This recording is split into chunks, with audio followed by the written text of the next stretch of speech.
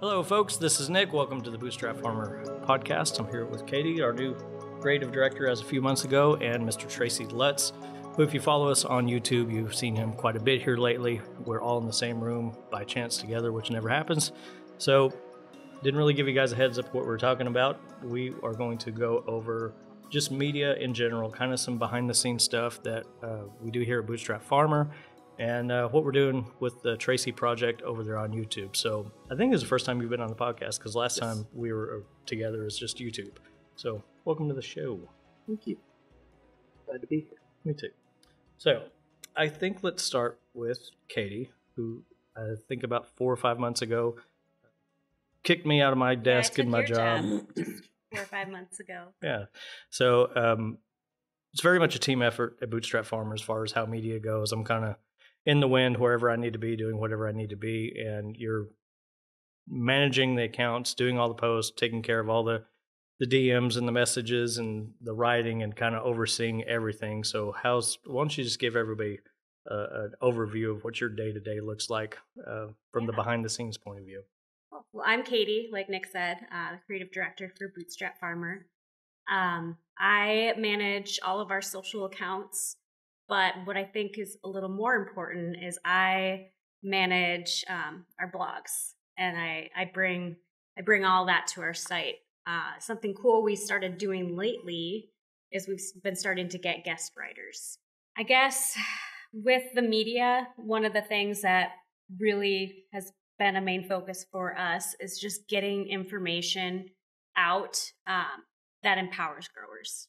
I like to just shine a light on different people just growing stuff, I guess. And I think that's been one of the themes that we've had over the last few years is we don't really care how you're growing, not too concerned about the crop, just as long as you're out there participating in small ag in some form or fashion.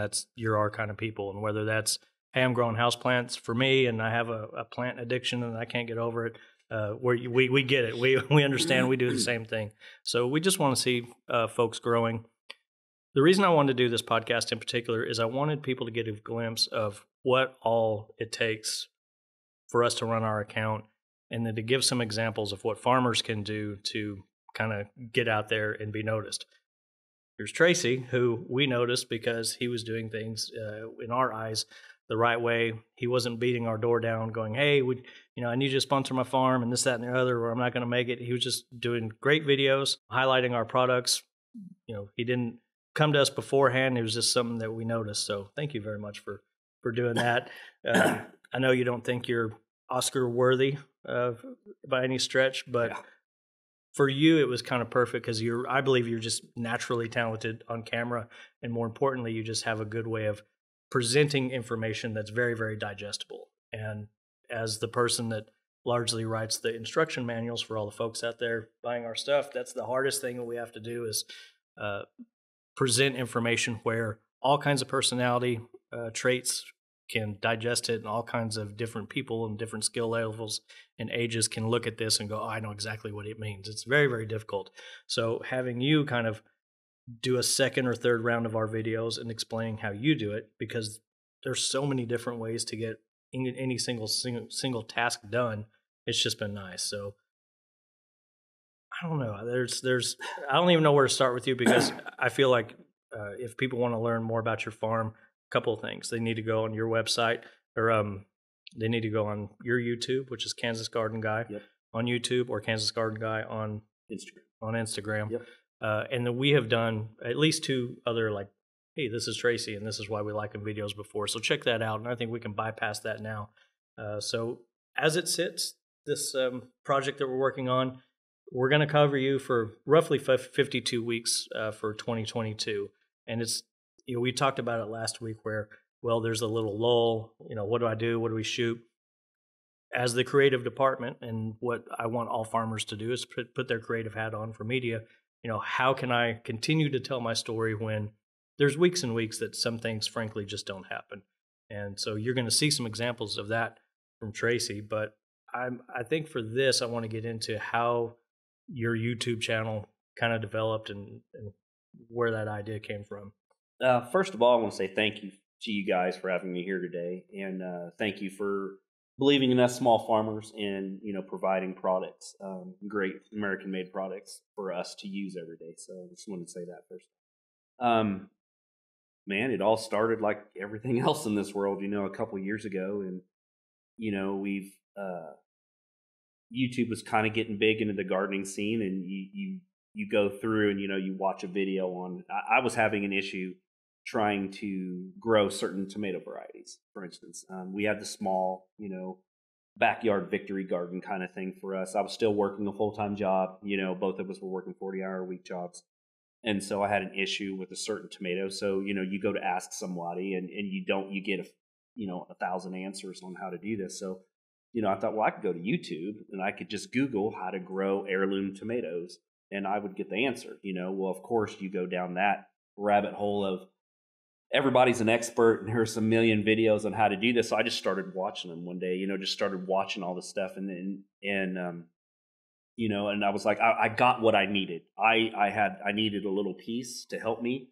And, after, a few videos watching it, I got what I needed. And I told my wife, she laughs at me all the time about this, but I told her, I was like, I can do this. I can make a YouTube video channel and I could do this and I'll have 1 million subscribers and people will watch me and it'll be all, and it's harder than what most people think. Oh, yeah.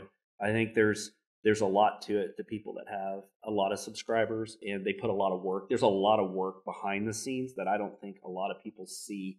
Your everyday, I guess, for lack of a better term, like couch watchers, I can make that video. I was the same way. I was like, well, I could do that. That's no big deal, One conversation I want to get into is you've edited your own stuff and now I'm editing your footage. Yeah. Which is, it's been a lot of fun because I don't know what's going to happen next. And then sometimes I got to go, okay, how can I make this work? Because we've lost some footage along the way. Yeah. We need some clarification along the way. I've had to call and say, hey, I need X, Y, or Z footage, and you send it. There's sending big files over email is difficult. There's you're not using the same cameras I'm used to, so there's a little bit of challenge there. So I do want to get into that. One thing that I think makes, again, your storytelling unique and the way that you just described the way you watch the videos is you just said you needed that one little piece to make it worth your while. And when we do a video or when you write a blog article or we do whatever we do, that's all we're hoping to do is to get somebody over that hump by that one little piece of information, not the whole totality of whatever project that you happen to be watching from us, but just that one little spark or that one little idea or making a connection for you. And that's, I think, that's the most that we could possibly hope for. What's been really cool with the content, so we'll go through and we'll write the instruction manual. And then we'll go through and put together videos, more professional videos as far as Nick and our sales lead, Julian, will go through and talk about, as industry insiders, this is building a greenhouse. And that was a great way to look at it. But then now we're coming through and we're doing that piece by piece, component by component, with you doing it in real time. And it's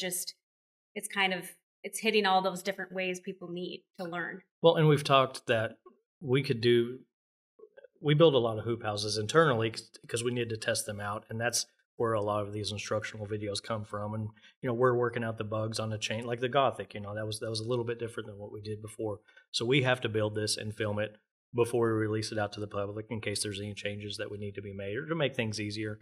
And so with all that being said, every single time we make a new video, there's a new piece added or there's something new that we've discovered that makes it easier, a new tool or Julian's point of view or Tracy's point of view.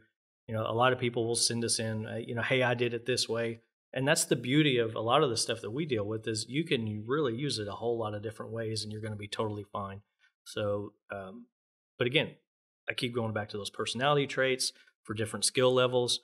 Some people are going to want to hear the way you have to say it. Some people are going to hear the way you have to say it. So it seems like to me, it's just nothing but hoop house videos. That's all we do all day, every day. But through that, we're going to be able to find that connection that the next Tracy or the next Katie is out there. Okay, that's what they meant, kind of thing. So that's what I'm hoping to do. And that's what we try to do with any of the products that we put out there for growers to as they're starting to research those products, we're going to write about how they're used. We're going to write about how. I don't know where I'm going with this. That's all right. That's all right. Folks, this is the creative team, and this is what we do. We call each other up and throw ideas at each other. And the lesson to be learned here as a small farmer, if it takes us so long, like I could go build a hoop house right now without any instructions, out of just some scrap. You know what I mean? We could get it figured out because we've done it for so long. As farmers are trying to struggle through working, hey, come to the farmers market, come see us. Here's our pricing. Notice the way your customers are interacting and going, how much is this? Well, the sign's right there. Well, why did they not see the sign? What did they not understand? Was there a decimal point missing? Was your font strange? You know, we beat that dead horse. I see a dead horse. About what fonts and what sizes in this company endlessly. You know, because sometimes the bigger doesn't work, and sometimes the smaller you can't read, or it's too much information. So, you know, my pet peeve is kerning and the way words and things space out on a page. Kerning is usually defined as the setting of two letters closer together than is usual by removing space between them. You know, we all have these tics. You know, I can spell it completely wrong, but as long as it falls on the page correctly, I'm fine. So for us, it takes, you know, a whole village here to keep up everything that Bootstrap does, between the podcast, YouTube, the daily social media, assisting the customer service team, assisting R&D. I mean, we kind of have to bridge the gap between, not only is this information for our clients, but this is also becomes training manuals for the people that answer the customer service line.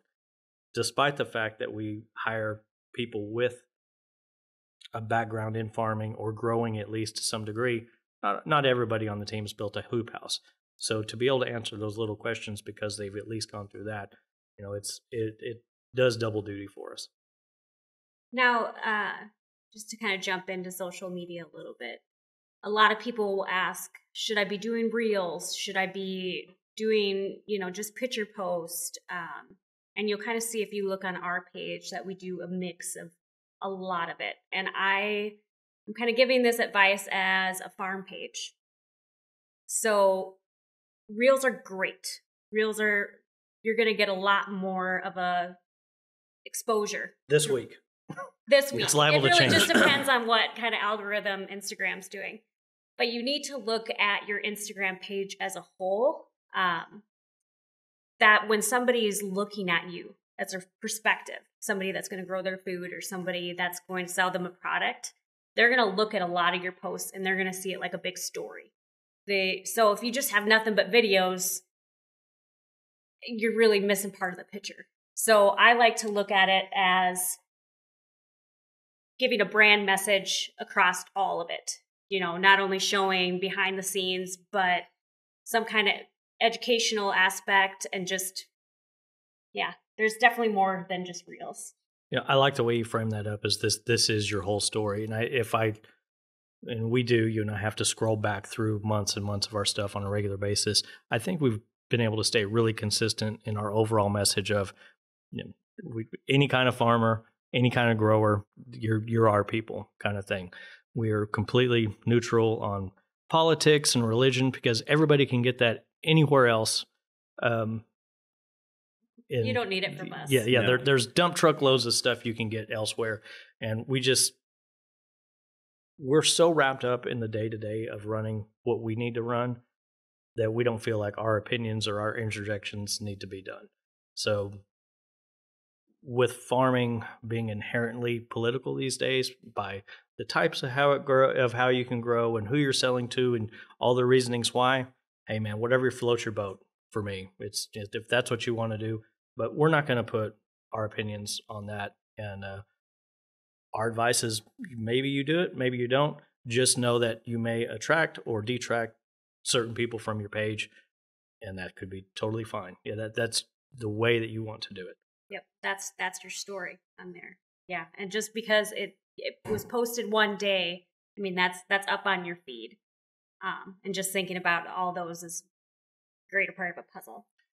I think a lot of times when you say, you know, part of that overall story, if you have one narrative for so long and then you come out of left field with something like that or a hard stance, Which is, I'm not saying it's right or wrong, but just realize it could be a little jarring if that's the first time you've done it. You know what I mean? We've had that before. So Nick is always taking care of the social media. And as of the last probably 5 or 6 months, I've really taken over the daily postings and kind of the direction of how things are going. But we're really on the same page. But there have been a couple times that I'll be like, Nick, I've got this idea, and I'll send it. And he's like, what? Like, don't post that. And, you know, it's nice to have that checks and balances. And yeah. Well, and it does take both of us to kind of help each other see the blind spots. And, you know, hopefully, if you're a farmer listening to this, you've got somebody to reel you in every now and then if you get off the chain. Going back to you and your story. Yes. What do you think about whenever you're posted?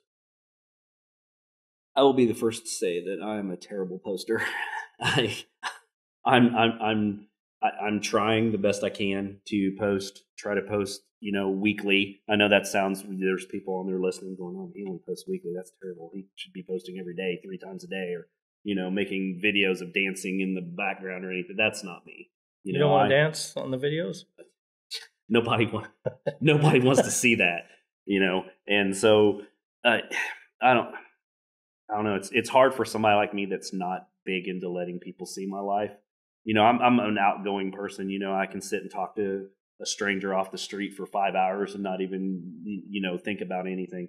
It's just when you're putting yourself into that realm of being on the internet, I guess being out there, you're portrayed as that person, regardless if that's you or not. You know, I try to, you know, just, I'm not a real person. I watch them. Yeah, you know, of course you're watching them. They're on there or something. You see something funny and you're like, oh, look at this guy or look at this gal or look at whatever. But, you know, I try to post what I would like to see if it was me as a farmer. If I'm looking at Instagram or looking at YouTube, you know, I like to watch the videos that I would watch myself. So those are the videos I try to make. Well, it goes back to, you know, you are doing YouTube. You are farming full time. You do have family obligations. For a lot of people, they're like, well, I can't post every day, so I'm just not going to post at all. Right. At least you're out there, you're playing the game, and you're still doing something, which tells me that as much as you don't want people in, you do have something within you that I want to share to help other people. And that's, right. Again, that's kind of how we found you, and, you know, spreading what we all learn so everybody can learn. You know, I know it's a big motivation for you. It's certainly a big motivation for us. Before you met us, how were you viewing what you were going to post on YouTube from week to week?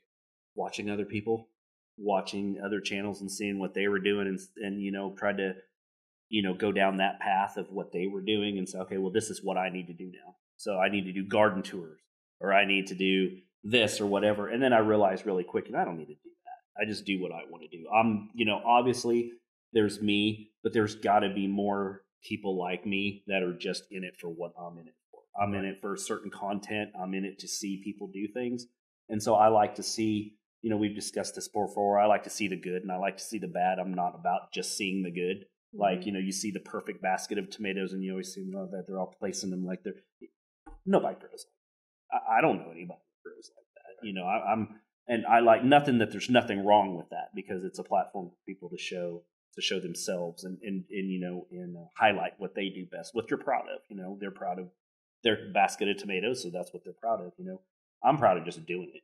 You know, I mean, you can be proud of everything you want, but ultimately when it comes down to it, I have to provide a product for our customers to make money to keep doing this every day.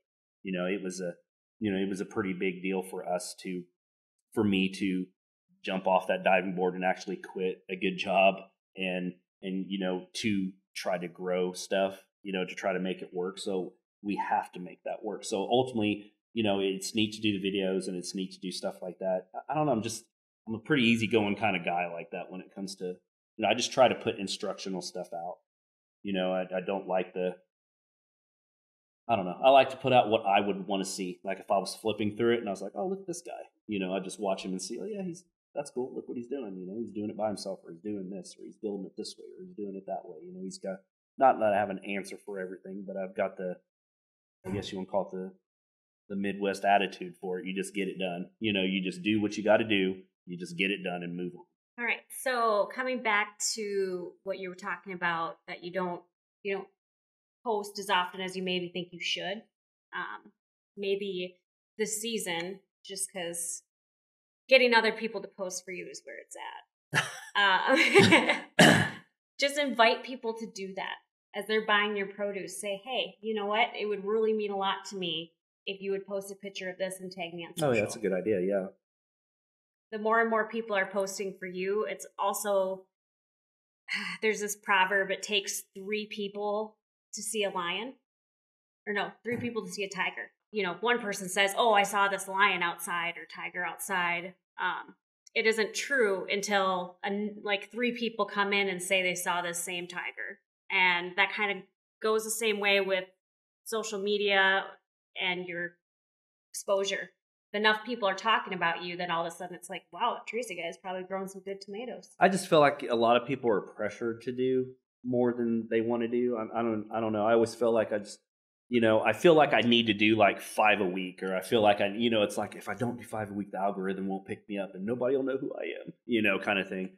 And I don't know, maybe it's not that way. Maybe it's just the way I feel about it. Look, I've got millions of pictures of lettuce on my hard drive, and sometimes it's like, we need a piece of lettuce that looks like this for this, because we're going after it for a reason. We're trying to show something, and I'll have to go back out to Carl's and film lettuce for the millionth time.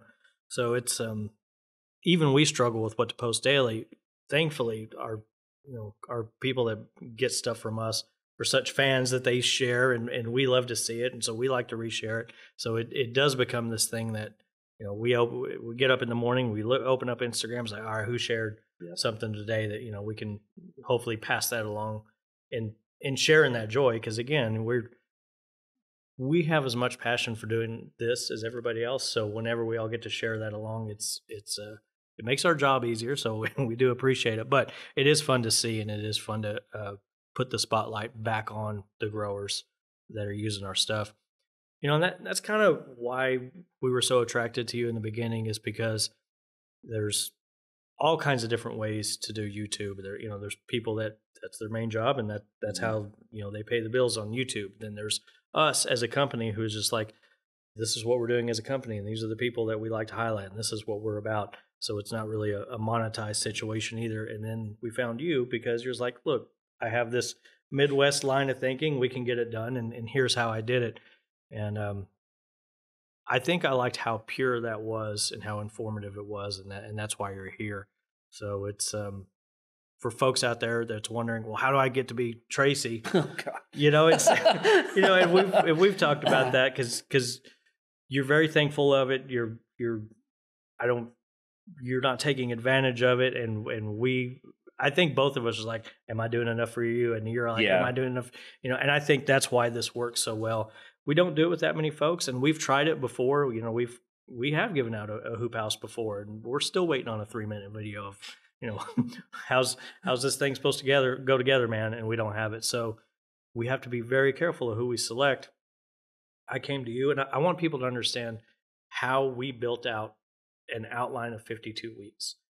It's a long time on YouTube. And I think having the outline certainly helped you go, okay, this is doable. Right. All we did was took 52 weeks. I knew what roughly was going to happen within there. We built some blocks in there that said, hey, this is a free week. So, if the door falls off the hinge, or if a bird runs into your hoop house, and you have to do, these are blocks that you can put things in. But if you looked at it, we started off with, you're going to build a hoop house. That took over several weeks. Then you're going to do the ground cover. That's going to be another week. This week, we talked earlier that, hey, there's a little lull. It's like 3 weeks. I don't have anything to shoot. And I said, hey, go visit your neighbor. He's a beekeeper. Why don't you go interview him? And that wound up to be a great idea. And we're looking forward to seeing that. But there's all these things as people listen to this. Think about that season. What's coming up? If your first farmer's market's going to be coming out in a month and a half, probably need to share a little bit more, even if it's recycling. We recycle content constantly here. And if that's, hey, remember last season, how good this was. Well, it's fixing to come up.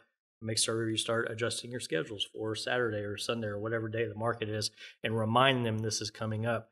Because if the first time they hear about the market for the year is day one, they haven't made their schedule adjustment. They may not have time to go and get their cash or adjust how they're going to do their grocery shopping. They need to start thinking about it now. So I don't think it's ever too late to post anything about the market. And especially like you, man, it's look at all the work we're doing. We're planting seeds. We're dealing with the frost blanket. We're getting the snow off the hoop house. It's all for you. That's all coming up. And I think that needs to be shared. On our Facebook, we also have a Facebook page too for the farm. So on that page, I try to post little short videos or little short pictures of what we're doing, even though it may not be informative to most people. Most people may not care about me, starting 4 or 5 trays of Salanova, or, getting ready to get carrots out, or getting frost blankets pulled out from the basement to get dusted off to get ready to get on for this season. That may not ultimately concern them that much. But what it does, it also reminds them on a weekly or bi-weekly or whatever, they see it and they're like, all right, well, Tracy's doing this, so we need to start thinking about this. Or, hey, our weekly bags, we don't do a CSA, we do a weekly bag. So, bags like I do. And how is that? Bags. But it puts your name in someone's thoughts. They're thinking about, okay, April's coming. I know he's going to start launching a bag here mid-April or May coming. So I need to start thinking, okay, we need to start looking for his posts.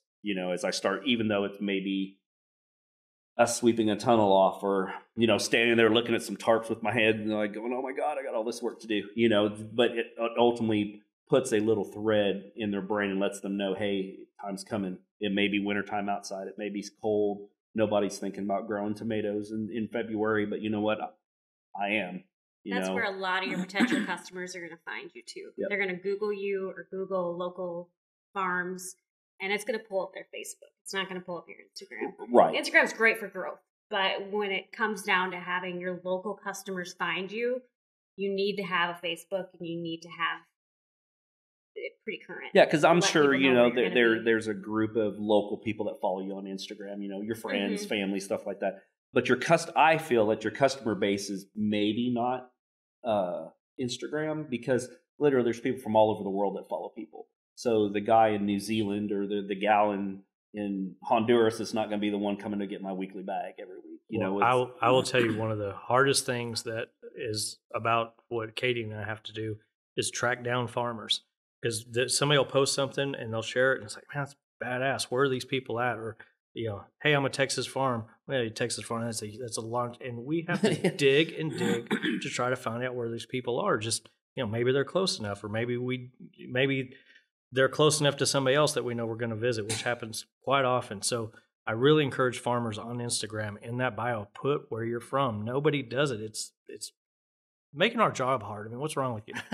But it's also taking away from, if you'll put that location in your bio, that's also going to pick up when people search for local things. And you need to be on that search page of local things to do, local people to support, local food to maybe enjoy, sharing the restaurant that bought your stuff and tagging them with that location in there.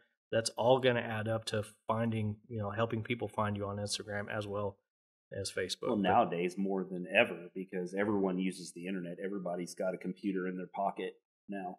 So, back, I'm old enough to remember when none of this existed, and we literally had, newspapers, and you looked it up in the phone book to find a number to call to get something to eat. Nowadays you pick up your phone.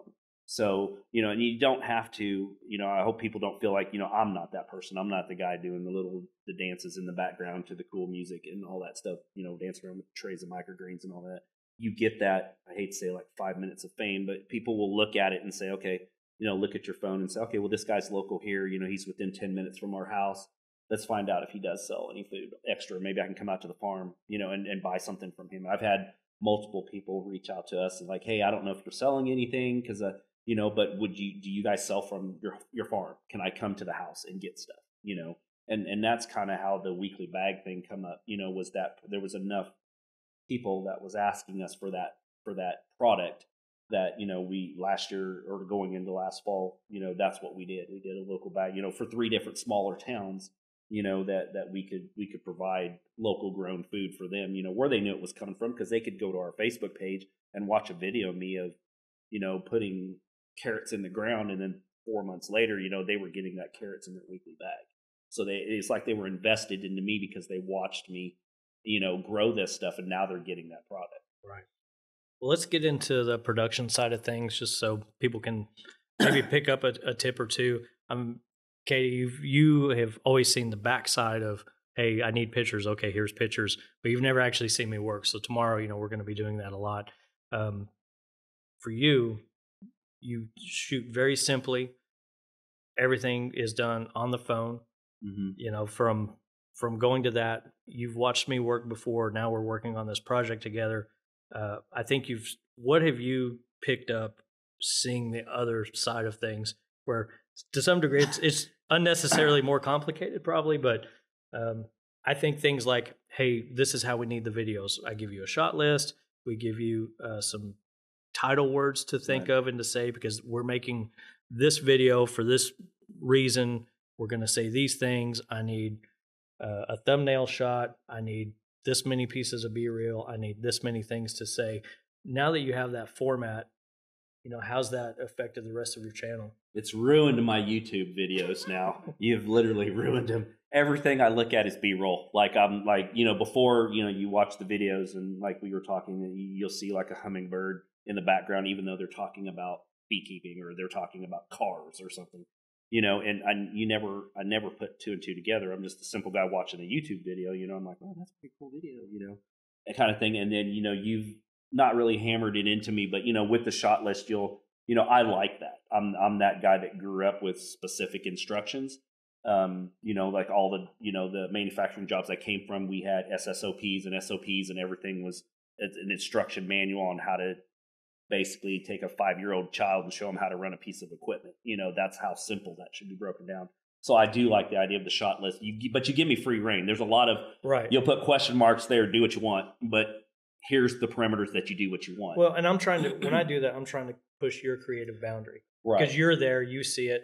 And I think one advice that I gave you that I tell everybody is like, if you're walking around and you think something is interesting, better believe that your clients who never see anything like that are going to think it's interesting. And I do a lot of that. I do a lot of B-roll simple stuff that I never thought people would want. I was rolling the side up on my DIY high tunnel, and we had rain that night before, and I was rolling the side up, and the condensation was dripping onto the ground, and you could hear it hitting the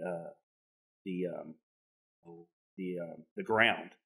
And so I went inside, grabbed the camera, came up, set the tripod up, and all I did was focus for like 3 minutes on dripping water off the side of the high tunnel. Because B-roll, and that's what we've used it. Right. And you've changed that. I mean, so now when I make a video, I think, before when I was doing a YouTube video, I would just grab because I just use my phone. I'm a very simple guy. I like all the, what I call kind of geeky, nerdy kind of tech stuff, but I just can't afford that whole much of that stuff. I need to farm, I'm not on that side of the fence, and hopefully someday I will be, and I'll be able to, make a lot better videos.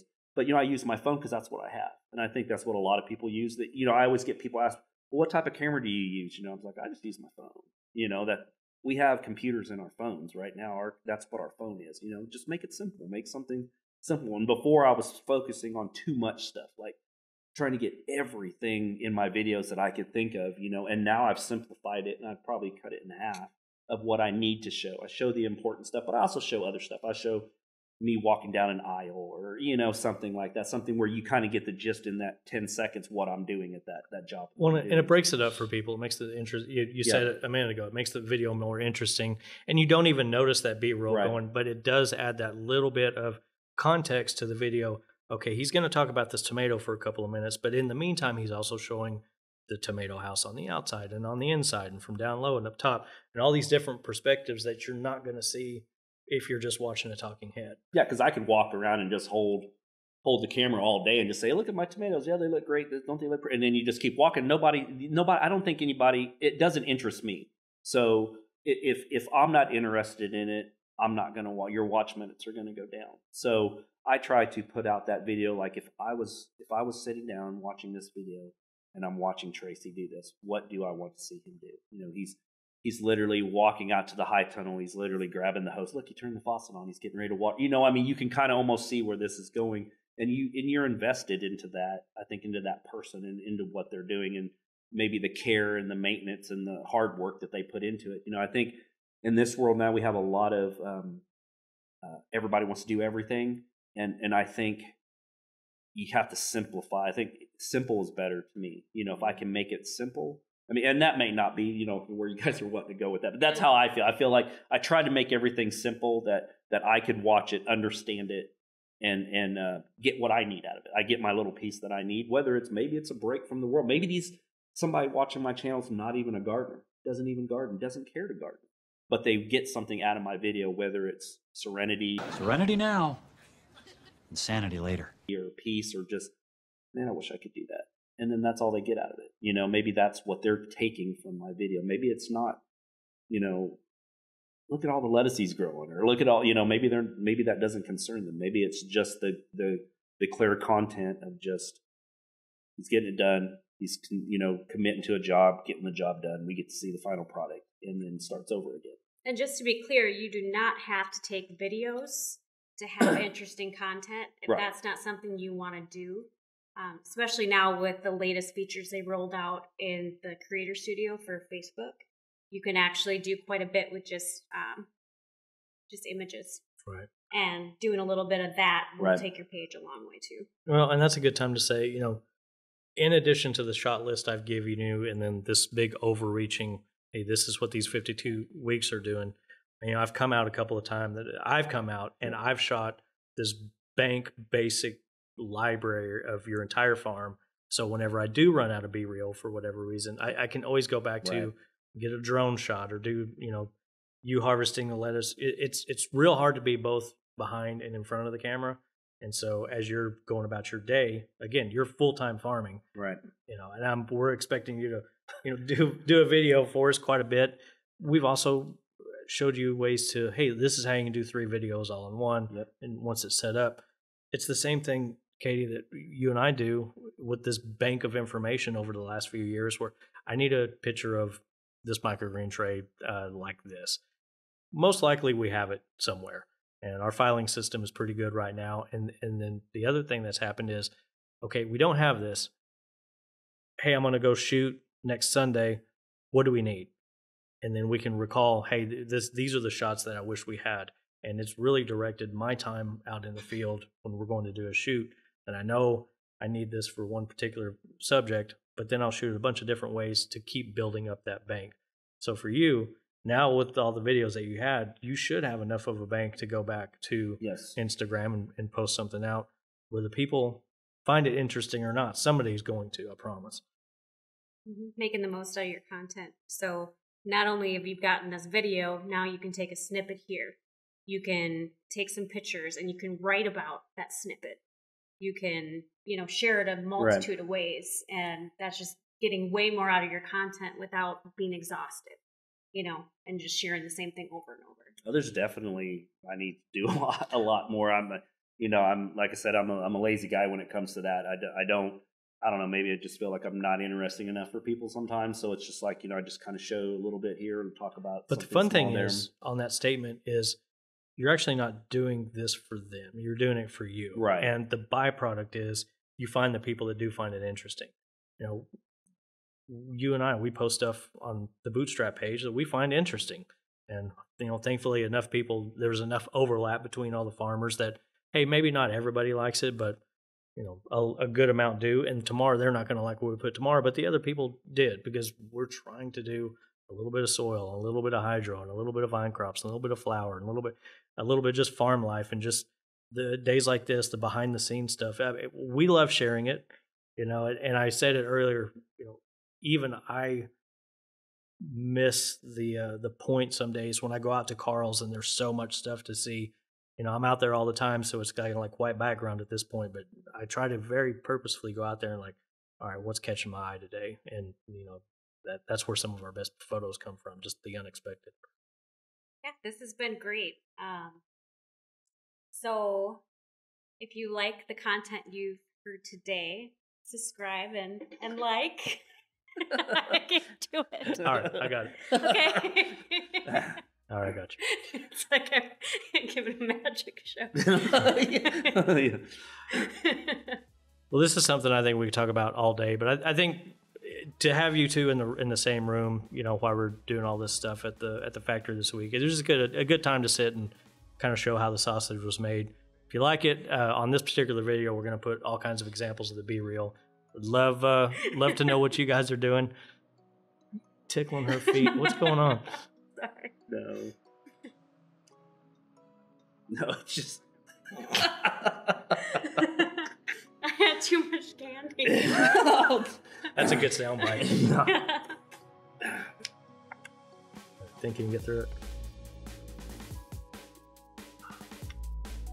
You didn't chew any of that gum, did you? No, I didn't chew any more of the gum.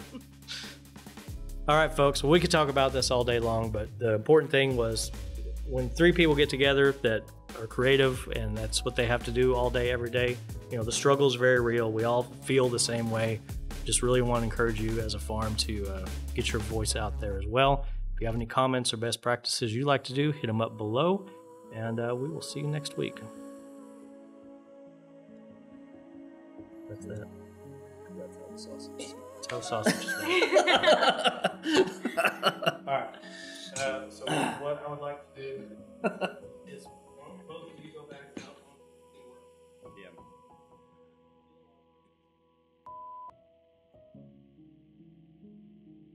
Hello, folks. This is Nick. This is Bootstrap Farmer. Shit.